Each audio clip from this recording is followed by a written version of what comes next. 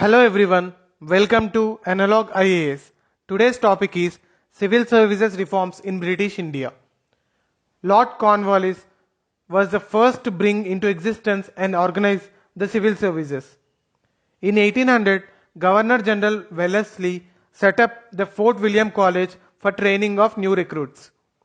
Later, in 1806, Wellesley's college was disapproved by Court of Directors and instead the East India College set up Haileybury in England to impart 2 years training to the recruits.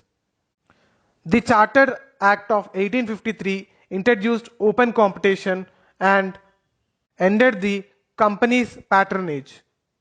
Next, Indian Civil Services Act 1861 reserved certain offices for covenanted civil servants, but the examination was held in England in English language. It is based on classical learning of Greek and Latin.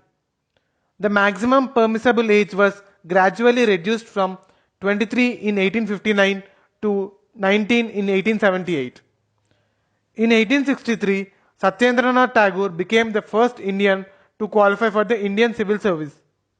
Later, in 1878-79, Lord Lytton introduced statutory civil services. It consisted of 1/6 of covenanted posts to be filled by Indians of high families through nominations by local governments. But it is subjected to approval by Secretary and Viceroy. But the system failed and was abolished. Coming to Aitchinson Committee on Public Services set up by Lord Dufferin. The committee recommended dropping of terms covenanted and uncovenanted. Next, classification of civil services into Imperial Indian Civil Service, Provincial Civil Service and Subordinate Civil Service.